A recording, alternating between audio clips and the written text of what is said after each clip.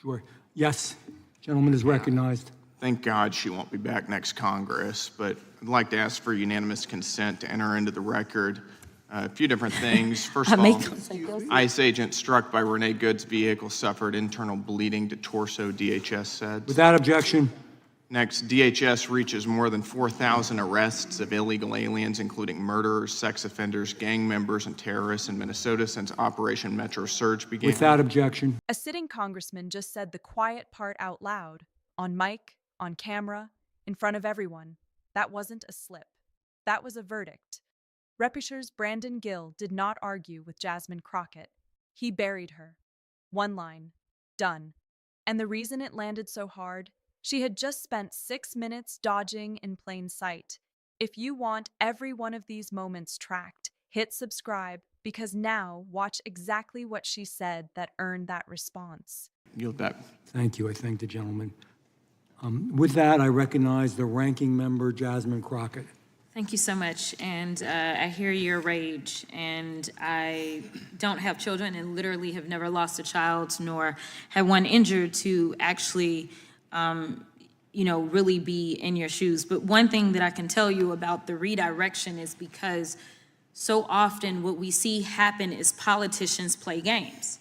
The reality is that if you are talking about a sanctuary city, then we're talking about city government. We're talking about local control, something that the Republicans used to espouse that they believed in. They used to believe in whoever lives in that city, you elect who is going to run that city. And that city, whether it's the police department, which is the police department and law enforcement that make the decisions about what they do.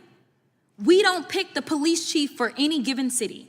Not on the federal level. That comes from the city level. That comes from whoever the people of that city actually elect to represent them. I believe in local control. Same thing, I live in Texas too. And baby, I wish I didn't have to deal with Governor Greg Abbott, but local control dictates that he is the governor of our state, and therefore we have state reps, we have state senators, and we have a governor, and we have county elected officials and city elected officials. We are sitting in Washington, D.C. right now.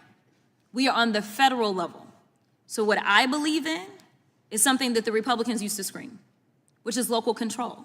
So when we're having a conversation and a hearing about the human toll, the title specifically is the human toll of sanctuary policies, stories from victims and families, my deal is we aren't the ones that decide what cities do. So what they've decided to do is they've decided to play on your pain. And that is why I am frustrated. Because hear me when I say this.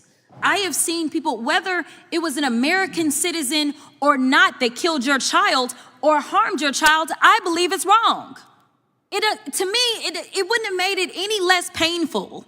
And I could be wrong again because I don't have any kids. But if for some reason it had been a U.S. citizen that ended up harming or killing your child, the pain would still be there. It would still hurt. So the reality is that what we need to do is make sure we are protecting everybody in this country. I don't wake up and somehow people look and see that there's a D somewhere around my head or something, and so therefore I am going to somehow be precluded from harm becoming me. When I go out to do policy work, and I've worked on the state level too, the policies that I was writing when I was on the state level are different from the federal level because we have different levels of control. The one thing that we do have control of, you may have recognized that the DHS secretary, as we're talking about immigration, she had to come before this committee. I want to say maybe a day or two after she came before our committee, because we have jurisdiction over her. We don't have jurisdiction over your mayors. We have jurisdiction over her. She lost her job. The DHS secretary is gone. Now, to be clear about this, the Republican president is the one that put her out of her job because she was failing. So the reason that my colleagues have brought these things up, and this isn't to say that the harm and the hurt that you are feeling, that you should not be feeling that. It is wrong. Again, even as a criminal defense attorney, I can't tell you how many times I was begging clients to enter pleas. In fact, It literally made me remember a case that I had with a guy who was a veteran. He had served this country. He ended up being put on some new medication, and he also ended up drinking with that medication. Now, the medication had a warning on the bottle. But he went out, he drove, and he killed someone's mother. That client told me he had no criminal history. He told me over and over and over, he said, just give me whatever they're gonna give me. They offered him the max, which was 20 years, and I could not in good conscience, knowing that a jury would not give him the max. The only reason we went to trial is because the prosecutor wanted to be so greedy. That jury did not give him 20. He was willing to take 15 years. I am here to tell you that it is never right to break any of our laws. So the reason that we have gone down the line and the reason that we brought Mr. Romanucci is because we actually have control over CBP and DHS. It's just, and ICE.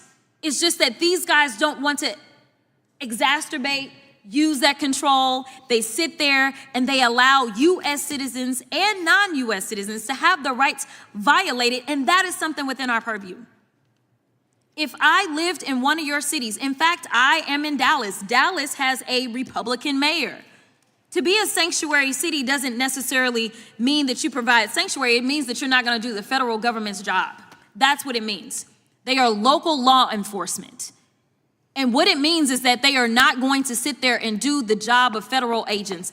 That is what a sanctuary city means. But to be clear, again, and I have more articles, the city of Houston was not, when you talk about someone being a sanctuary city, it is an official policy that they are following. It can't be that it's one person. It's the official policy of the city. Otherwise, it doesn't work if it's just one person. I will yield. Thank you, Mr. Chairman, for your indulgence. Here is what just happened. Families who lost children sat at that table. Jasmine Crockett had the microphone, and she used it to explain the difference between city government and federal jurisdiction. For 6 minutes, she told them the pain would hurt the same regardless of the killer's immigration status. She told them politicians were playing games with their grief. Then she told a story about a veteran she defended in court at a victim's hearing with the families sitting right there. That is not advocacy. That is insulation. She was protecting herself from a hard question by burying it under credentials and process. Gill heard all of it. His response was 3 seconds, and it hit harder than every word she said. Here is the bigger picture. Crockett just lost her Senate primary to a candidate almost nobody had heard of. She mocked a wheelchair-bound governor for laughs at an LA fundraiser. She had a journalist removed from her own rally by armed guards and then said it never happened.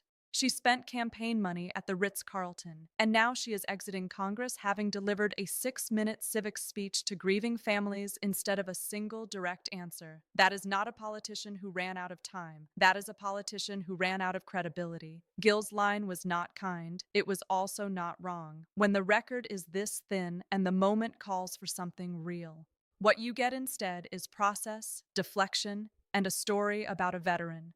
The families deserved better. They got a lecture, and the whole room knew it. That clip is not going away. Subscribe. This coverage is not stopping.